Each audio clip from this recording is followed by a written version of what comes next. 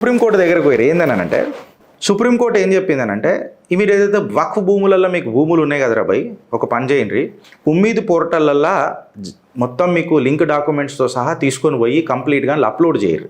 ఈ land documents అన్నీ upload చేయరు ఉమ్మీద్ పోర్టల్లో December 5th డెడ్ లైన్ అని చెప్పిండ్రు మమకారం లేని మమతా బెనర్జీ వెస్ట్ బెంగాల్కేని